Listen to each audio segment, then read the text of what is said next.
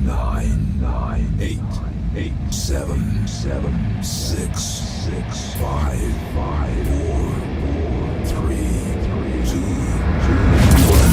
one. All systems go. You're listening to Sudbury News Talk. I want to show you something. Stand by. On the morning shift. Anything Could happen. Sudbury News Talk on the morning shift.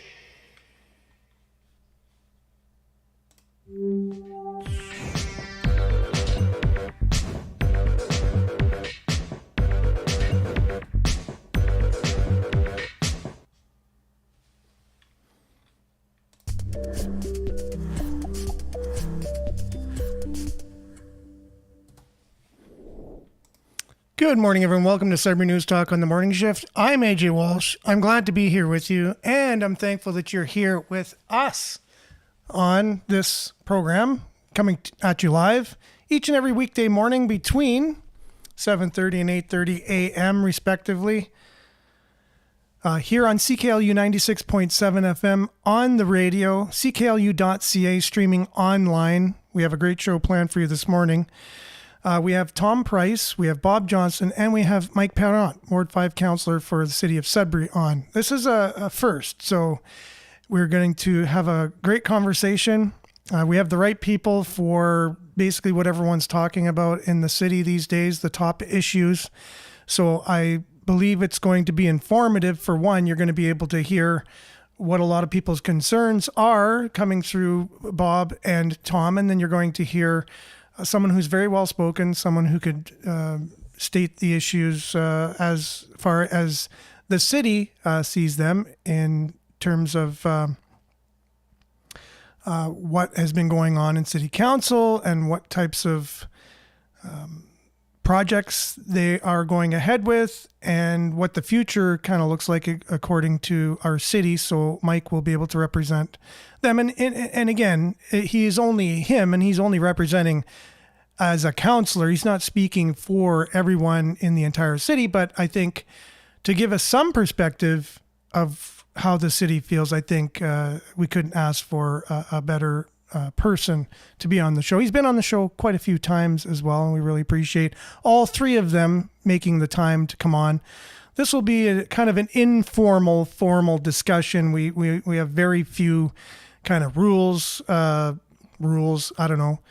guidelines for the show, and that is that somebody can ask another person a question. We're going to tackle three main issues this show. It's going to be homelessness with subcategories of crime, affordability in housing, and addictions and mental health coming under that umbrella. The new arena and the cost associated with it, and maybe how we've gone about the whole process in general. And roads. Roads will always be a subject in Sudbury until we actually do something about them. And so that's, hey, if you're interested in those subjects, you're definitely going to want to stay tuned to today's show. We're live on CKLU 96.7 FM, cklu.ca, facebook.com/Sudbury News, youtube.com/Sudbury News Live, and then also on demand along with formerly Twitter, now x.com/Sudbury News, and Sudbury.news, which is our news aggregator. We made that in answer to our federal government's policies that do not allow, now for whatever reason, Facebook is not able to share news. Instagram as well. So we have our news aggregator to be able to take the place of that, so we can get local news very easily. We are going to jump in with a little bit of weather. Then after the weather, we're going to dive right in with a great conversation this morning. It should be entertaining for some. Some people, I'm sure are going to want to jump through their radios and get in the conversation, but you can get in the conversation at least by commenting on social media. You can put your comments. We'll do our best to get your comments up on the screen. And if our guests who are on the show today see your comment and want to kind of speak to it, it's up to them to be able to do that. They can see your comments And so we'll just leave it at that. We'll be back after the weather, and we're going to have a great conversation. Stay tuned. It's going to be a great show.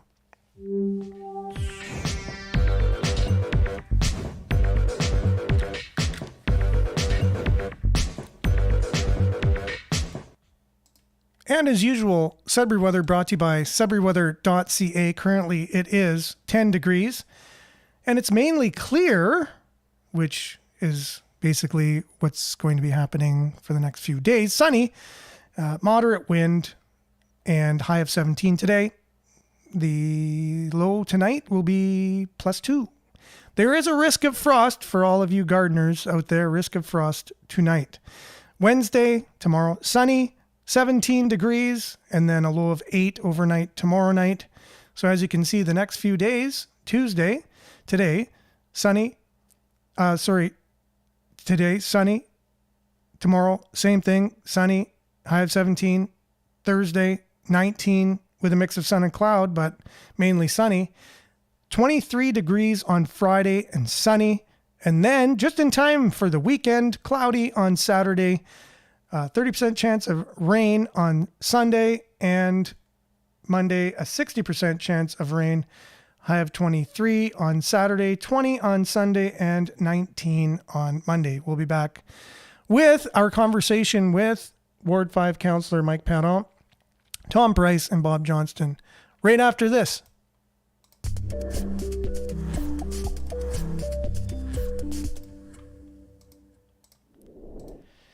Okay, here we are in a never before done show on CKLU and Sudbury News Talk. I'm just grateful that we're having this conversation because we talk so much about the city and the issues with it. And it's always been my goal. This is your conversation on your station and be able to discuss things. And in this format, hopefully we can glean out what's really happening and what people really feel. And hopefully at the end of the day, it's positive and everybody can feel heard and everybody can, do their best to make this city as good as it possibly can be, which I would hope, is the goal of all people who live here. All right. So with that, again, this is kind of a last minute thing and but it's going to go well. I can already see it. First of all, good morning, Mike Perron. How are you doing today? Good morning, Aaron. I'm doing great. How are you? Good. So I'm also doing an audio check at the same time because we just came on last minute. So you sound good so far. Good morning, Bob. How are you doing? Always good. Thank you. Okay. You? Well, I'm not always good, but most of the time. I'm an optimistic realist. So when I'm more realistic, sometimes I don't feel as good as when I'm optimistic. However, and Tom, good morning to you. I know you're sitting beside Bob there, so good morning. How are you doing? Yeah, good morning, AJ. See, you're looking well.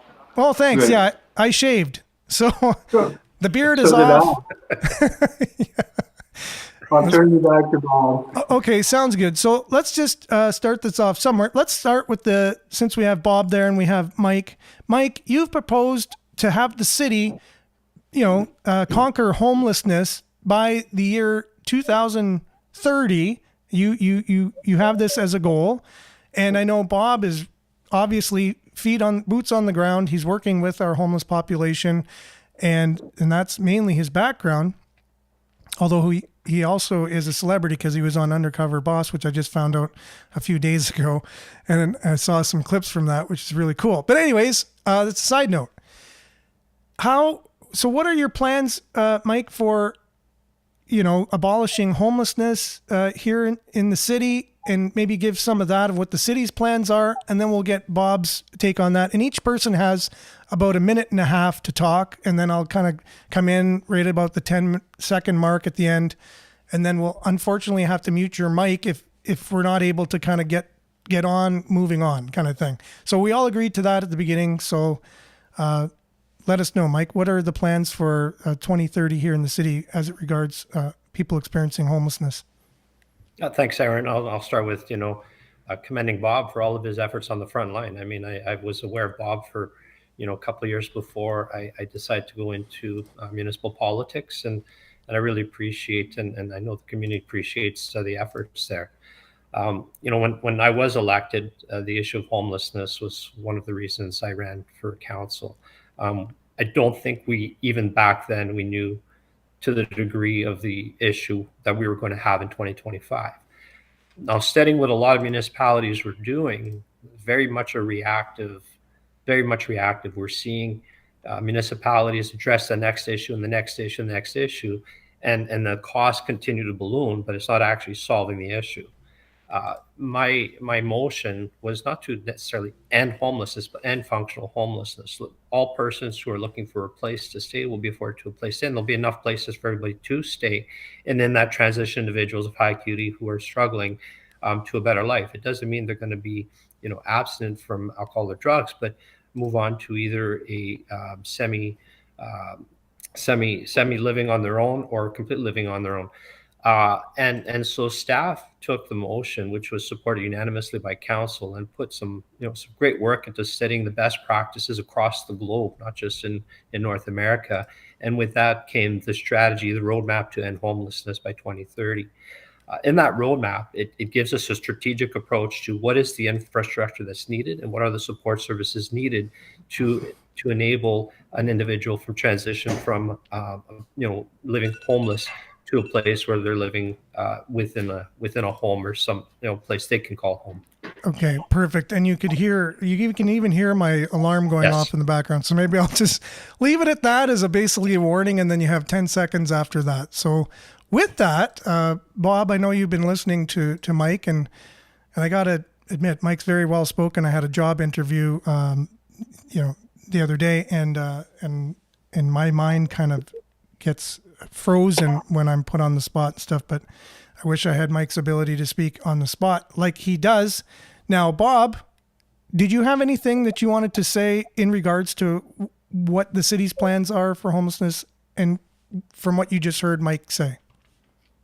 Yeah, I disagree with him. Right off the bat, you have to have the two, education and communication towards all these individuals to move them forward so they can find their self-value, know that they're appreciated, and that's when you can actually move them forward, okay?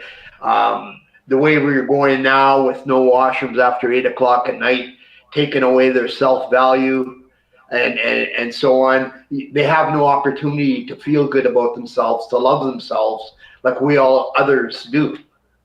So yeah, there's a lot of homework to do, and what I would really like to do is offer Mike to come out with me for an hour or two and actually see the real causes of what's what and the real facts of what's what, instead of just reading off of paperwork or looking at another city. Because Sudbury, and we all know once we hit Parry Sound, it's a totally different world. Okay. Yeah, so if I can... Mike. Yep. So I think on the first part, Bob, we're saying the same thing.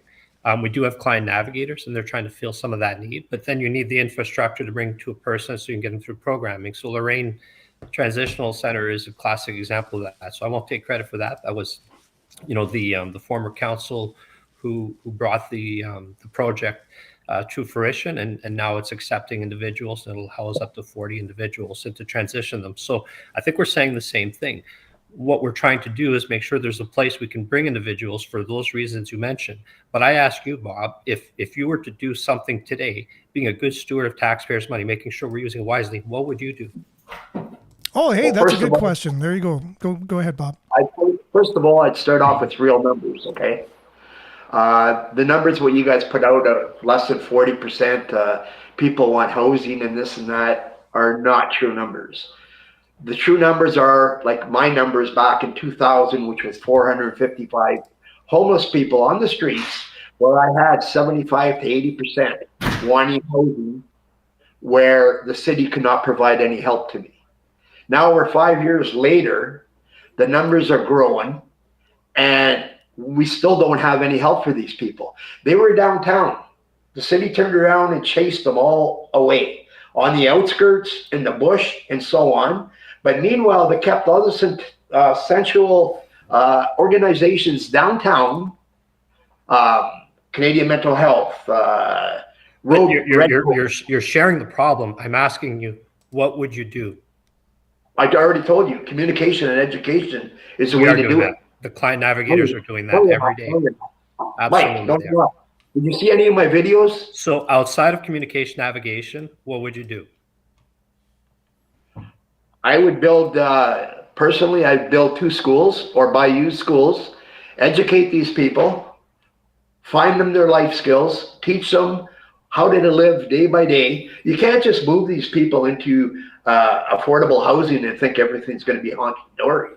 Right. So we built Lorraine Transitional, and now we have 2 business cases, one to build another transitional home for Indigenous, another one for youth. So the things you're talking about, we are doing. It doesn't happen tomorrow. If we were to say it'll all go on the Sudbury property taxpayer, we'd bankrupt our property taxpayers. So we have to work with the federal and provincial governments to get the funds to build the infrastructure so we can have these places with the programs you're talking about, with the things you're talking about as far as helping them feel self-worth. Addiction is near and dear to me, and it's close to my inner circle. So I completely understand what you're saying. But if we try and do it alone, we will bankrupt our property taxpayers. With the money's just not there. So what we're working is with those who, and it's not our responsibility.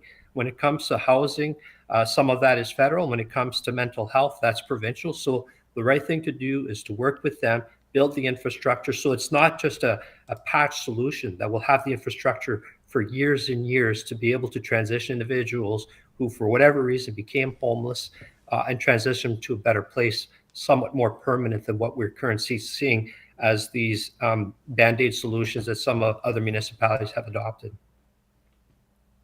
Okay. Well, I've been doing this for over 15 years, my friend, and there's been no improvement. Actually, all I see is everything getting worse and worse. That's across the world. That's not just Sudbury. That's across the world. And there's a lot of reasons for that. And I agree with you completely. It's worse since I've been elected.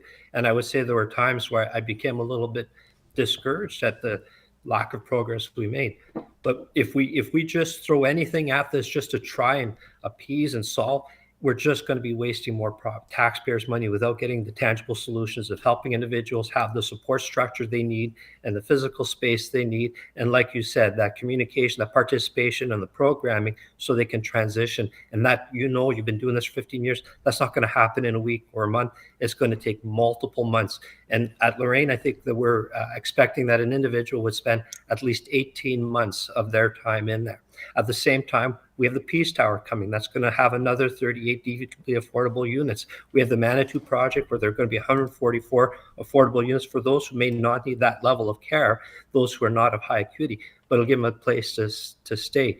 So outside of that, the city has been very pushy, and council has done everything to incentivize more private sector built. So again, we take the burden off the taxpayer, but we get more physical spaces for people to live. And in that, we're seeing a number of more permits coming. By removing the DC charges on the between 2 and 36 units, we've seen a large increase. As we continue to grow the available space for people to live in our city, it starts to take some of the pressure off of that high or very low vacancy we have, which is still, I believe, under 1%. Now, Bob, give it back to you. Your camera has been frozen pretty much since you came on the show at the beginning. So I'll give you the last kind of response to Mike here, and then we'll have to move on to the arena because I know people are also wondering about that. So what do you want to say you got the final word here in terms of our homelessness situation? And then what you'll have to do is you'll have to get off the internet and come back onto the show so that way when Tom is speaking, we'll be able to see him. Okay. So to end this conversation, like I said, for 15 years, it's all been sugar talk. Handing out a granola bar is not going to solve the problems on our streets. Chasing addictions into the bush where they overdose and there's nobody there to help them is not going to help anything. So let's go from 20 to 25. Nothing's changed. Nothing's got better. That's not true. That's not true. Lorraine Street's built. We're looking at building 2 more. That's simply not true. So, Mike, I just want to be able to give Bob just a chance here, and we'll let people kind of, they've heard already what the city's doing, so I want to give them the opportunity to kind of hear both sides. So go ahead, Bob. So by chasing these people all over the city and so on and so on, it shows that the arena is more important than the human life. Okay. Now, yes, Lorraine, that's all I hear is Lorraine. Is it open today? No, it's not. I'm talking Yes, it today. is. Yes, it is. Bob, you pride yourself on truth and facts, and that's not what you're saying. Lorraine is open. There are people living in Lorraine, and they're moving into capacity. Okay, we'll just Exactly. let Bob continue, and then we'll. So it's at capacity. Okay, go ahead, Bob. We're in capacity, and we have the other location opening. Now, what is that? 22% of our problem of the people on the streets? That's all I'm asking. But you said we weren't doing anything. We are. Now we've solved for 22%. And we continue to work on that with a very structured approach, a logical approach to dealing with this. I think So both you and I agree that's the best plan for the city. My question is why didn't one councillor or the mayor reach back out to us and state that you're interested in coming out and seeing what's what and the real life of the Sudbury streets? Yeah, Okay, I you work got- downtown. I'm on the Sudbury streets every day. I know the realities, Bob. Never seen you once, buddy. Well, it's a big downtown. But But, anyways, I'm going to end this by AJ. I put out a video of the groundbreaking for the arena. I had 19,000 views, and I had 255 shares. And the people are not happy. I'm going to reboot my phone and send you over to Tom Bryce. Sounds good. We'll just do that, and then we'll have Mike here for a second, and just really appreciate this conversation altogether because again, I don't remember it ever happening before. Let's see if I can mute there. yeah, and while you do that, Aaron, one of your viewers commented, can they see this roadmap to end homeless? Absolutely. You can just Google Sudbury roadmap to end homelessness by 2030. The link will be there with all of the details of the plan in front of us. And we're going to see year over year business cases coming to council so that we can continue to work strategically on this issue and not just kind of throw money at solutions hoping it may work. Now you mentioned the link. If you're able to just add it to the conversation, maybe after the show or during the show at some point, if you're able to just put it in the chat, the link, or just how they can find the link to Google it or whatever, that would be great. It's just because I find Facebook takes the videos down after a month for the lives. It's just something they do now. And the conversation will only be there for a month and then it's gone. But I find if someone wants to go back and reference something or find a link or hear what someone said again, at least for a month they can do that. And so that would be helpful for someone to come back and be able to find that report because, again, it's always been a problem. And I know I've spoke to yourself, Natalie, on the show and other people from the city. And communication with the citizens has always been some kind of not just some, like everyone's scratching their heads why people don't know certain things, right? And you guys put everything out, but it's just a matter of kind of people seeing what you're putting out. So again, they can go read these reports themselves. You know, at the last municipal election, I was going door to door. The city had at the time put tons of ads in every single medium. They put everything on social, yet the days before the election, people are asking me why I'm at their door and they didn't know those municipal elections. I don't know how to solve that part, but I agree with you. We talk about it frequently. We're doing a lot of things, a lot of great things, but we're not able to get that information over to some members of the public, unfortunately. For sure. And it looks like Bob and Tom are still having camera issues. So we'll wait for those to get resolved. And in the meantime, if you want to give us, I'm sure Tom is more than aware of what's been going on with the arena. So I know it's not going to be unfair to him coming on while you're explaining to the listeners and the viewers a little bit of background on the arena and what are the costs. Because we know you've said you were waiting till September to hear what the finalized costs are going to be for the arena. So if you want to just kind of take a few minutes on that. Yeah, I think the arena, for those who've lived in Sudbury for any time, I think it's been on the table for at least 20 years. And correct me if I'm wrong, but I think you're a sports fan, at least 20 years. And again, if we had built it 20 years ago, it would have been at a fraction of the cost of what it is today. Now, there's always the argument we should save the money and have the money and pay cash for it. Well, had we decided to do that back then, it wouldn't have been a great business case. It probably would have cost 20 to 30 million 20 years ago. And even with interest, it was 50, 60 million dollars. That would seem like a bargain compared to the $200 million it's going to cost today. I've been a strong proponent about being a good steward of taxpayers' money. And some individuals or communities say we don't need this arena event center. Others will say we absolutely need it. It's a divisive topic. That's not going to change no matter what I share today. It'll be a divisive topic after we leave this this session. What I can say is there are members in our community that enjoy swimming pools. Swimming pools cost taxpayer money. They don't self-sustain, not even close. There are members of our community that enjoy going to a library, a small percentage, yet we still use taxpayer money to fund the library. There are members of our community that love Bell Park. Others never use it. We can't just start saying, well, I don't use it, so scrap it for everyone. What would be left in a community if we start to say no more pools, no more arenas, no more parks? We're just going to shut it all down. What's left? You've got a municipality without a soul. As members of council, we have to remove ourselves. Whether I believe in something or not is irrelevant. I need to step back and look at what is the broader community looking for. They want to be able to have some activities. They want to see some of their property taxes making their lives better. And we need to make, you mentioned it earlier, make the city of Sudbury into the best version of itself that it can be. And that's what I believe many of us on council are simply trying to do. Are there challenges with costs? Yeah, $200 million is a lot of money. So it's our job to make sure that amount stays the ceiling limit. At the last council update, that was my first question.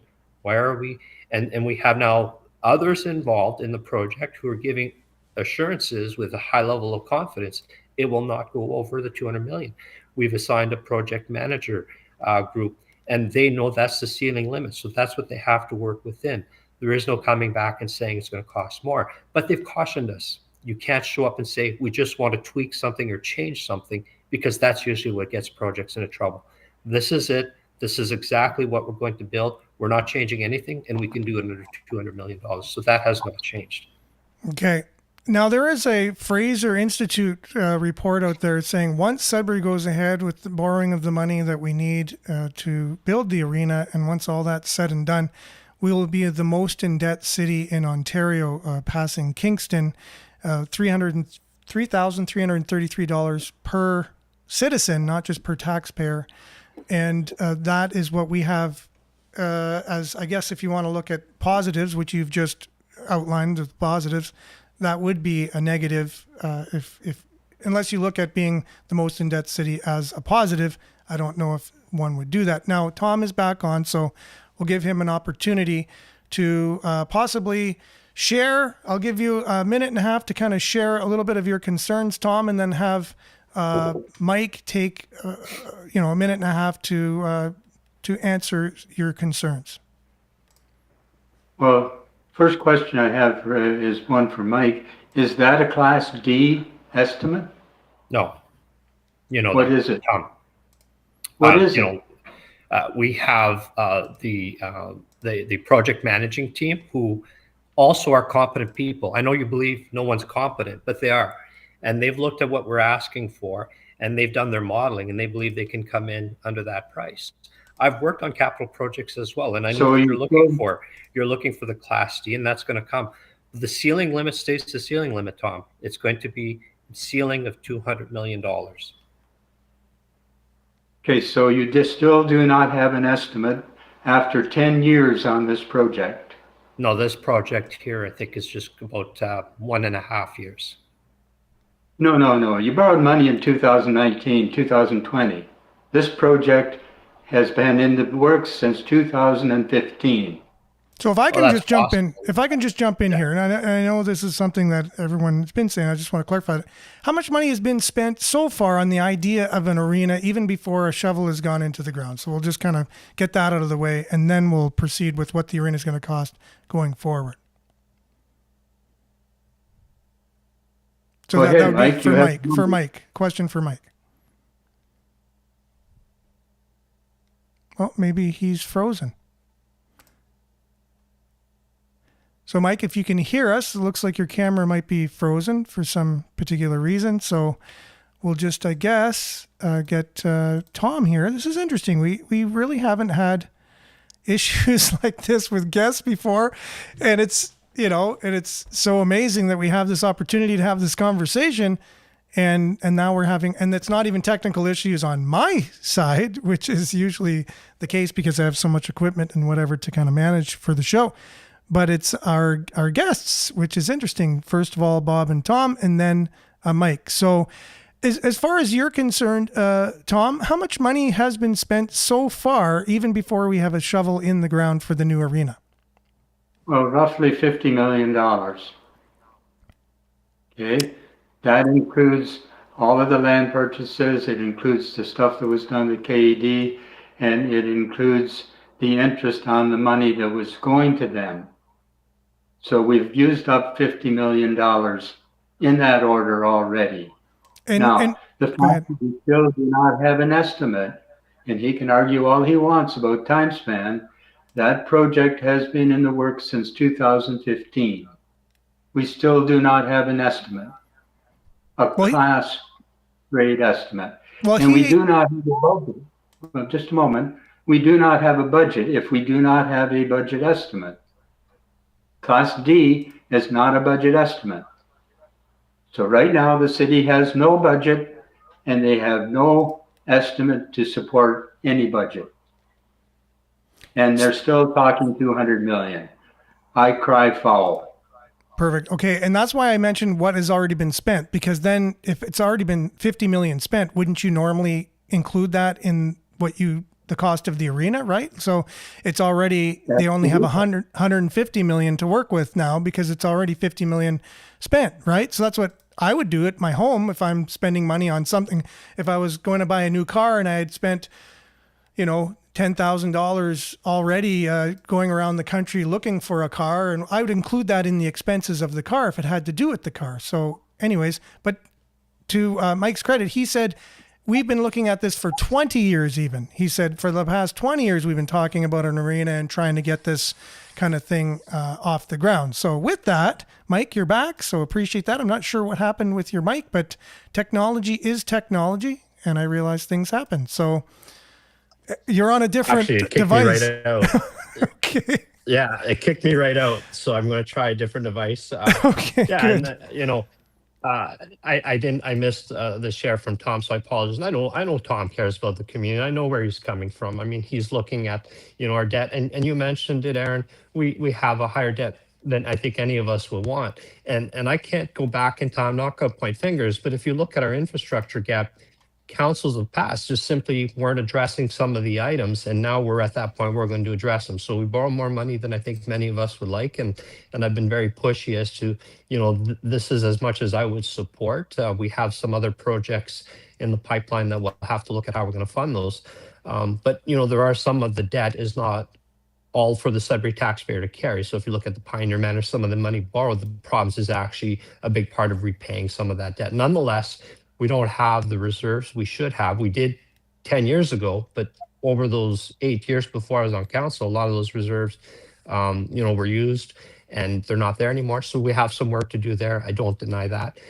We just brought in a new CFO. She's incredibly bright and competent, and I know she's going to do a great job at helping us, kind of put us back on track with respect to making sure we have adequate reserves for the amount of funds that have been borrowed.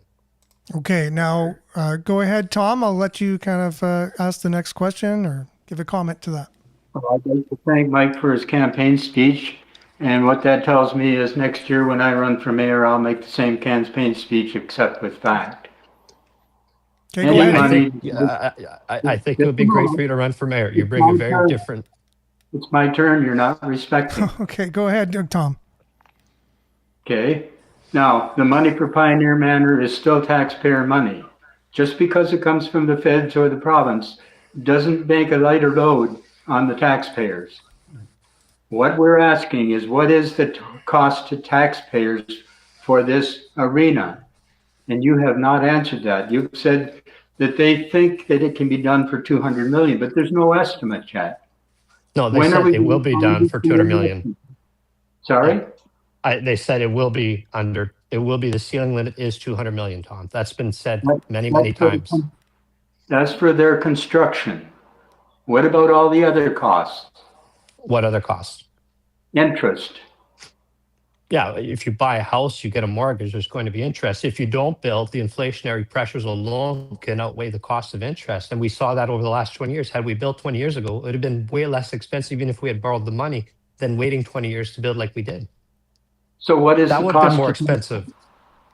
What is the cost to taxpayers, including the interest? Because any company has to factor that interest into their investments before they go ahead.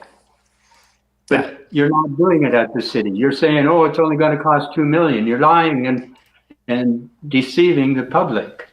Okay, No, I'm I'll not lying or give deceiving the public. let's give Mike a regular. I'll give him a minute to answer that question. Using your logic, Tom, using your logic, by not building 20 years ago, we cost taxpayers $100 million. That's the logic you're using, because had we built it 20 years ago, it would have been a fraction of the price. We're going to build it today. Now, when we talked about how we're going to pay for it, I challenged and we amended Resolution 3 to state we're going to use the hotel tax to pay for it. We're going to get a better portion of ticket sales, of sponsorship to help offset the costs. And on the new monies borrowed, it will not come out of the operating expenditures of property taxpayers. You're right. Any money we receive from province or federal is taxpayer money. What I was suggesting earlier is that it wasn't becoming off the municipal property taxpayers. Many in our city live in apartments or live in other and don't pay property tax. Those of us who do pay property tax, we feel that burden directly every time we increase property taxes. Excuse me. I have to interrupt. What do you mean apartment dwellers don't pay property tax? If there's a 3.5% increase on a property tax, apartment dwellers do not pay 3.5% increase in the rent the next year. It'll be up to what the province allows, which is usually less than property taxes and over time. That's what I mean. Those apartment dwellers, through their rent, pay the same property taxes we do with homeowners. Okay, so I'll ask you a question. If the property taxes go up by 3.5%, does a property dweller's rent go up by 3.5% that year? An apartment dweller. Correct. Probably not, because it's spread over the apartment dwellers. But they're not paying the tax. Right. That's what I'm saying. The direct cost to a property tax increase for those who own a property is direct. You get that 3.5% on your next tax bill. It doesn't matter. They're still paying the cost. I think they're not through property taxes. They wouldn't be, because their rent is regulated through the government. Right. It only can go up a certain percentage, and it has nothing to do with the city making the percentage. It is other levels of government. Yes, it does. Yes, it does, because when the government gives you that, they're increasing their taxes on other things to gain that money back. There's only one source, and it's the taxpayer. I live out in the country. I don't have water supply and sewer supply. However, I still pay part of the water and sewer tax, because every time I go to a restaurant, every time I go to a business, if I use any of their water, I'm paying part of that tax. So don't differentiate here and say, oh no, these guys don't pay taxes. They pay every bit as much as we do. Yeah, I think it was just it was a specific point on whose taxes go up and how they go up, and apartment taxes are a little different than property taxes in terms of who's in charge of taxing them and how much tax can go up on them. But like, you're making the argument that everything is connected, and when a tax goes up, everything else goes up around it anyway, so everyone pays the price, which I appreciate as well. Yes, which is so. Yeah, just want to make that clear for everyone, because there's so much to talk about. Yeah, there's so much to talk about that I just want to kind of move on a bit. So, Tom, if you want to make more of a case, here's your opportunity. I don't want to say once in a lifetime, because I think we could probably do this again. However, time is limited. So go ahead, Tom. No, this is a useless discussion. So you can have the rest of the time to make your political campaign, okay? Tom, I'm sorry you see things that way. I'm not here to make a political campaign. I don't need this job. I have a very good job, consumes my time. I spend my personal time doing this because I care about my community. So I am offended when you say something like that. I had a great life. I was involved in youth sport all my life, donating my time, helping my community. So I know you spend a lot of your time donating to your community. So I think we have more alike than we have difference. And I'm sorry that this where we're seeing things different has to be such a divide that it's right or wrong. I don't believe it's right or wrong. I think you have a view, and I respect that. And some of those who follow you have a view, and others in our community have a view. There are many in our community who want a new arena event center. They want to see their city have a bit of a vibrant life. They want the future for their kids that has a bit of a soul, and some others don't. It doesn't have to be, well, then we can't be friends. There's no reason we can't have respectful dialogue and say, this is your point of view, others have a different point of view, and it's okay. Well, do I have a minute or a couple seconds? Oh, you have a minute and a half. Okay, I will ask the question then. Where are the customers for this event center going to come from? What is the market area? Well, for the most part, the primary tenants are going to be an OHL team and a basketball team. So I would say for that market, mostly locals. When it comes to events, we definitely see a larger increase of individuals coming to our community for events. So we've been denied a number of events because our current facility can't host them. It doesn't have the ability to allow the productions to bring their stage into the event center. And by tying into a larger organization that does events, we're going to see more events coming to the city. So those are going to be a lot of locals and some from out of town. I asked, what is the market area that justifies the event center is all I asked. Okay, what's the market? All the shows. Tom, do you go to library ever? If you want to insult me, go ahead and ask. Yes, I'm not. I was in the library on Sunday. If we look at the use of a library versus that of the population, there's no business case for a library. We should shut them all down. We should shut them all down because they cost taxpayer money. What's the difference?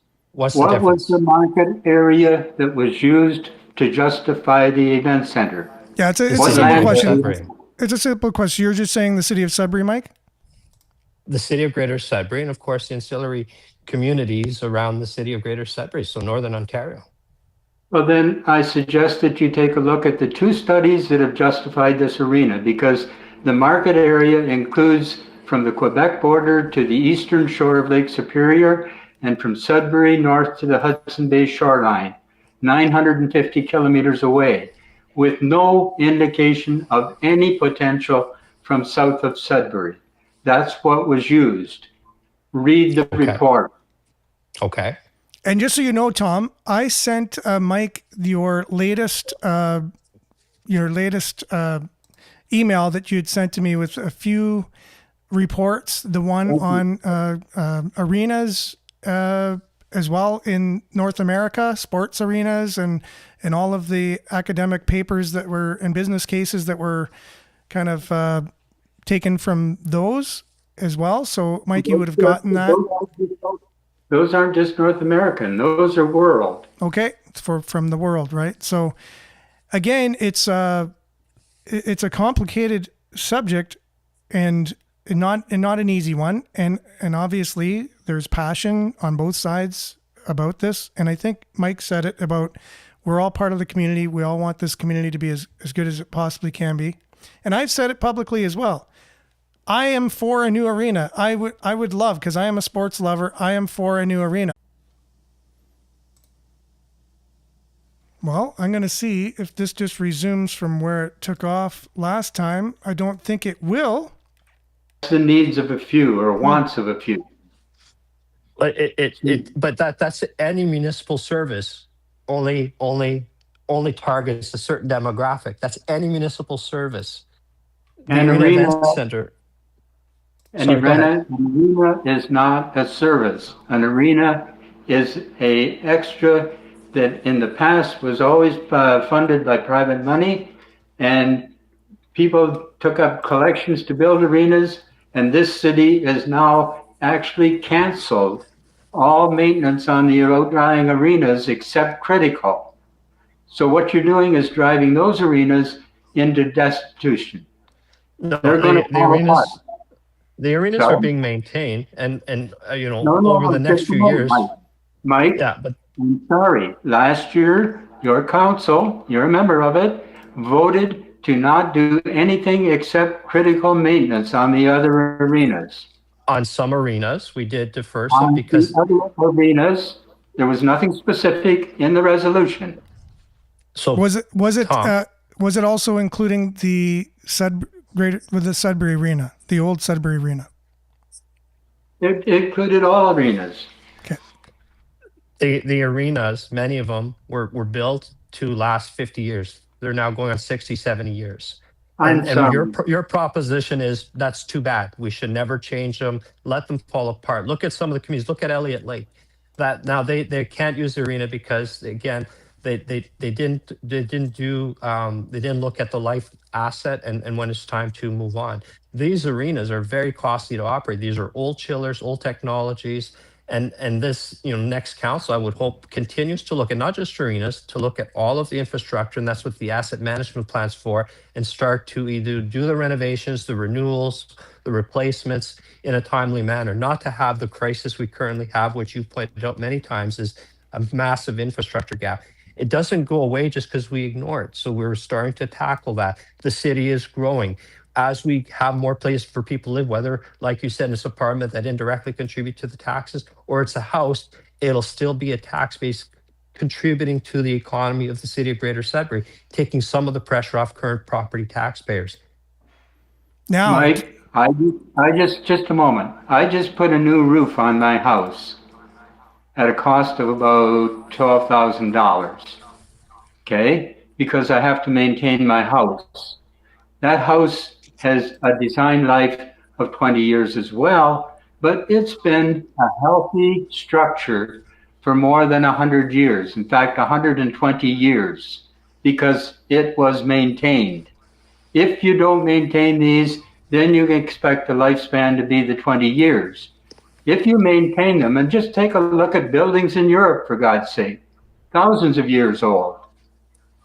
But if you don't maintain them, yeah, they're going to fall down in the design lifetime. But the city has not been maintaining them since the amalgamation. so I'm just going to jump in here, Tom, just because I can't. Somebody somewhere has frozen your camera, Tom, at one point, kicked Mike off the show, and I've never had this happen in the whole history of this show. The show just got kicked off of my whole switcher, gonna just kicked right off. It's never happened before. Well, So it kicked you off a few minutes ago. what's that? It kicked you off a few minutes ago. That's what I mean. The whole show came down off. That's never happened before. And I don't know if there's someone behind the scenes doesn't like this conversation, doesn't want this conversation happening. I don't mind that. It is what it is. I think conversations as heated as they can get, I do still think are valuable for people to be able to engage in, be able to learn how to speak to one another, even if we have opposing views, because it's not easy when we're coming from two totally polarized areas to actually have a conversation. And I think our society needs to learn how to do that, because we've seen what happens when we can't. Now, here's the thing. We've talked a lot about the arena now, and I'm hoping we can revisit this conversation at some point and just make it transparent what's happening with the arena, with the city, with the costs as things are moving. There's going to be an election coming up, and I know that's going to be part of it. There's no doubt about it. And so I also want to take a couple minutes. I don't even have time now to talk about roads. So I would have wanted. Next one, I do have a hard stop in 2 minutes. Yeah. I want to just say, Tom, you have influenced me over the years. I do listen. I come on this show and I know there's an anti-government sentiment with many of the viewers, and I pay attention to try and understand. I'm trying to understand so I can do my best job. At the end of the day, I'm here to represent all people, those who believe in government, those who don't, those who believe me, those who don't, those who share my views, those who don't. My job is still to represent them as Ward 5 councillor. And when we make decisions on behalf of the city, all members of the city. And that's not an easy job. And anyone who comes on to council, and maybe on the next election, Tom, you'll be successful, you'll learn that. No matter what you decide to do, there'll be a large, strong voice pushing you that you're wrong because their voice is right. And I'm asking all who are listening to try and see that sometimes we will agree to disagree, and we should be able to do that respectfully. Don't try to tell me what I will learn, Mike, because I already know that. I assisted Michael O'Meara and Councilor Karen, I'm telling you, for 9 years. I know the objections and I know the attacks that they suffered through. So I know those things before I ever run for anything. So if you're trying to tell me and teach me about government, I support government. I strongly support government. We wouldn't exist if we didn't have government. But it has to be good government. Well, And that's that's where we're subjective. falling down. That's subjective. If I give you what you want, we're good government, but I didn't give to everybody else, I'm bad government. And that's what I'm saying. You It just isn't made my what point. I- You just It made my isn't what I point. want, Mike. No, but you It made my isn't what I point. want. It's Yeah. what we need. Yeah. We need the roads. We need to take care of our disadvantaged. We need Yes. good water systems. And we have all of that, and we do. No, we don't. We absolutely do. Come on out and drive my road and see how good the roads are. Drive down Panache Road. Drive through the valley to the secondary roads. See how good of roads we have. See, and this 30 is years what. ago, Go ahead. the roads were the issues then. 30 years ago, people complained about, well, how do I know I was one of them? Yes, you're right. And we need to improve that. You're no argument for me. But we can spend $1 billion and just have nice roads. Nothing else. No arenas, no pools, no libraries. We'll just have nice roads. It's the balance. It's a balance. And I agree with you. We need to do better on our roads. I've been tackling that as well. I've had enough of it. So if I can get the last word here, and I just want to sum everything up, and I Can I ask apologize. one question before you No, do it? no, we're out of time at the moment, but I just want to put this out to Mike and see if he would be interested in coming back and having a part 2, because there was not enough time to really kind of give enough time for the issues. Would that be possible, Mike? It's maybe in about a month or so. Yeah, I'd say let's give it a month or two and see Yeah. what new emerging topics are so Exactly. that we can discuss those at the same time. I'm here to try and be as transparent as I can, and I'm sorry that others continue to feel that that's not true. Why else would I do this? I know many of the viewers on here, I can read the comments, don't like me, don't want me on here, don't trust me. I'm still here. I'm still trying to be honest with you. For sure, yes. And I don't have to be. I don't have to come here at all, and your show would go on. But I am here. I'm doing my best to tell the truth, to share information. And I hope that, some members at least start to see that some of us just simply care about our community. And it's a tough job, but we're trying to do our best. One of my pet peeves for politicians is no comment or couldn't be reached and all these things. And that's something that people are frustrated with. So at least we have to hand it that you came on the show and you're able to at least articulate your side, what the city's side is, and we appreciate that. And we're all passionate about our city. We all know that. And we will continue the conversation. And like you said, so Bob, Mike will be coming back on. We'll be able to have this conversation. And what I'm going to do is not leave it to the last minute, and we'll have a little bit more time to really make it more structured so it can be a little bit easier to digest for people and have a more robust conversation next time. So thanks everyone for being on. Thanks Mike. Thanks Bob. Thanks Tom. I respectfully thank you for doing what you all do. Continue to do what you do. We all love our community, and hopefully we can work towards something that everybody can be proud of and a community that we can all take pride in. And I appreciate you. Stay tuned now for Earshot Daily on CKLU 96.7 FM. We'll be back same time, same place, on the same platforms, God willing, tomorrow. Remember to take care, like, share, and we'll see you tomorrow. Ciao, everyone. Bye. Bye.